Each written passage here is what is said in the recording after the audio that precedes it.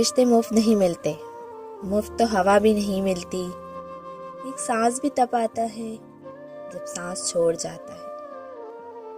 رشتوں کی رسی کمزور تب ہوتی ہے جب انسان غلط فہمی میں پیدا ہونے والے سوالوں کا جواب بھی خود ہی بنا لیتا ہے۔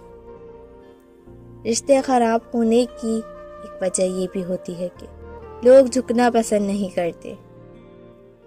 وقت مٹی ڈال دیتا ہے یادوں پر، ماضی پر، آرزوؤں پر، غلطیوں پر، چاہتوں پر، یہاں تک کہ رشتوں پر بھی۔ جہاں عزت، سچائی اور خلوص نظر آئے وہاں دوستی کا ہاتھ بڑھاؤ، ورنہ تمہاری تنہائی تمہاری بہترین ساتھی ہے۔ بچوں کو پیار کے ساتھ تھوڑی سختی کی بھی ضرورت ہوتی ہے تاکہ کل وہ ایسی خواہش کا اظہار نہ کریں جو آپ کے اختیار میں نہ ہو۔ بچوں کو معاف کرنے میں پہل کیا کریں، کیونکہ اگر ہم بچوں کو معاف نہیں کرتے تو ایک وقت ایسا آتا ہے بچے چڑچڑے اور ضدی ہو جاتے ہیں۔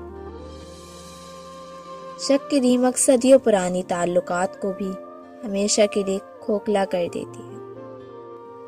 دل کے دروازے کبھی کسی پر مکمل بند نہیں کرنے چاہیے۔ غلطیاں انسان ہی سے ہوتی ہیں۔ بعض لوگ واپس لوٹنا چاہتے بھی ہیں لیکن انہیں دروازے بند ملتے ہیں۔ زندگی میں دو چیزیں توڑنے کے لیے ہوتی ہیں، سانس اور ساتھ۔ سانس ٹوٹنے سے انسان ایک بار مرتا ہے اور ساتھ ٹوٹنے سے انسان بار بار مرتا ہے۔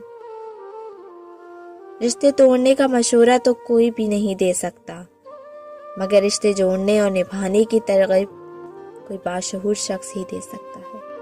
شیشہ اور رشتے دونوں نازک ہوتے ہیں، مگر ان میں ایک فرق ضرور ہوتا ہے۔ شیشہ ہمیشہ غلطی سے ٹوٹتا ہے اور رشتہ غلط فہمی سے۔